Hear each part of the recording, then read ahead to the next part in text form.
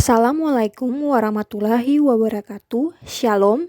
Halo semua, perkenalkan kami kelompok The Great Gasly yang beranggotakan 3 orang, yaitu 1. Priska Angelical Maskosu dengan NIM 2021-78001. Yang kedua, Miftahul Liana Ode dengan NIM 2021-78007. Dan yang ketiga, Dean Yuna Elvalewol dengan NIM 2021-78012.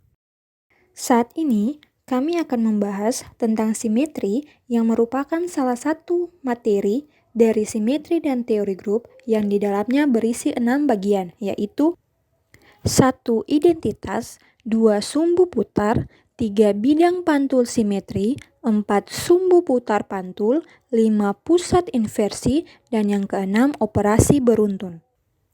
Namun sebelumnya kita akan lihat apa itu simetri.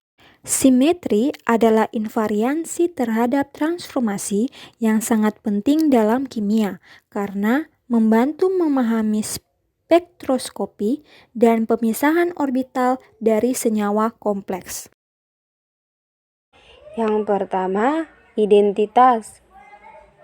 Apabila terhadap suatu objek, ion atau molekul tidak dioperasikan sama sekali, maka jelas bahwa objek tersebut akan mempunyai konfigurasi yang tidak dapat dibedakan antara sebelum dengan sesudah operasi simetri dilaksanakan. Dengan demikian, tidak dioperasikan sama sekali terhadap suatu objek secara matematis dapat dipertimbangkan sebagai unsur simetri dan operasi simetri. Jadi, setiap objek pasti mempunyai identitas. Unsur yang kedua, sumbu putar. Rotasi tingkat N atau operasinya di sekitar sumbu simetri tingkat N, Cn, atau unsur yang bersangkutan merupakan rotasi 360. Suatu objek dikatakan mempunyai unsur simetri berupa sumbu putar simetri Cn. Apabila putaran atau rotasi sebesar N dengan sumbu putar Cn terhadap objek tersebut menghasilkan konfigurasi objek yang ekivalen atau tidak dapat dibedakan. Ada 2 cara operasi simetri putar, yaitu yang pertama, objek diputar searah dengan jarum jam dengan sumbu putar yang bersangkutan. Sementara itu, sumbu kertas tetap diam. Sumbu kertas diputar berlawanan arah putaran jarum jam dengan sumbu putar yang bersangkutan sementara objek tetap diam. 3.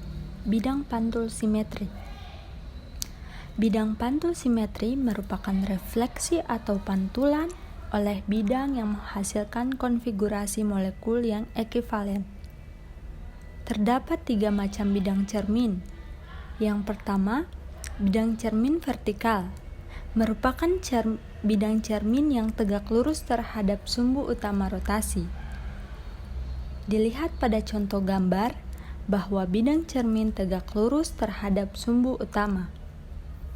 Yang kedua, bidang cermin horizontal, merupakan bidang cermin yang tegak lurus terhadap sumbu utama rotasi. Pada contoh gambar, dilihat bahwasanya cermin horizontal tegak lurus terhadap sumbu utama yang dimana jumlahnya dalam suatu objek hanya 1, serta refleksi sebagian objek bak bawah identik dengan objek bak atas. Yang ketiga, bidang cermin diagonal, merupakan bidang cermin yang membelah sudut dihedral, yang dimana dibuat oleh sumbu utama rotasi dan 2C2 yang berdekatan dengan sumbu yang tegak lurus, yaitu sumbu utama rotasi. Contoh gambar terlihat pada gambar bahwa cermin diagonal melalui sumbu utama dan membagi sudut yang terbentuk antara 2 sumbu C2 menjadi 2 bagian yang sama besar. 4. Sumbu putar pantul sering juga disebut sebagai rotasi tak sempurna, yang merupakan rotasi 360 derajat dibagi dengan N, dengan sumbu sembarang alfa, kemudian diikuti operasi pantul pada bidang yang tegak lurus terhadap sumbu sembarang alfa ini. Pada contoh gambar, metana merupakan molekul yang memiliki sumbu S4, yang berarti operasi C4 yang dilanjutkan dengan operasi sigma atau secara matematis dinyatakan dengan S4 sama dengan sigma atau C4. Selanjutnya, bagian kelima tentang pusat inversi yang dilambangkan dengan I kecil, merupakan operasi simetri yang mana saat objek mengalami inversi posisi, tetapi pusat molekul tersebut tidak mengalami perubahan.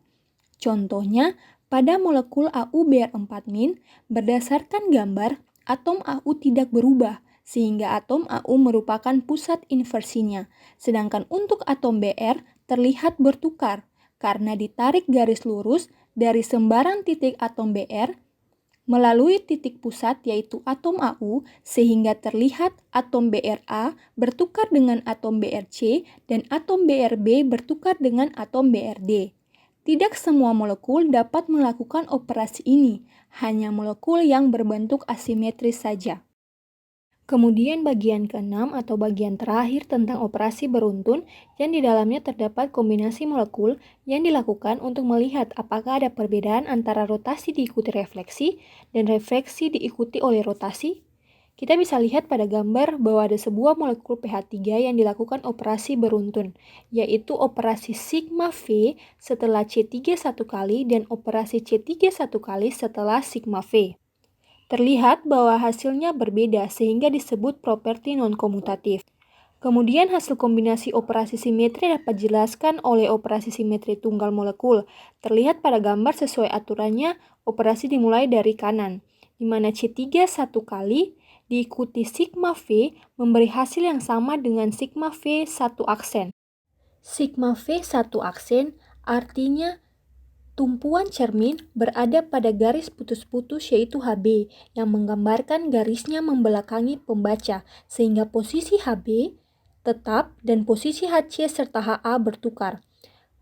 Kemudian operasi sigma V diikuti C3 satu kali memberi hasil yang sama dengan sigma V 2 aksen. Sigma ini ketika tumpuan cermin berada pada garis tebal HC, yang menggambarkan garisnya berada di depan pembaca, sehingga posisi HC tetap dan posisi HB serta HA berubah. Dan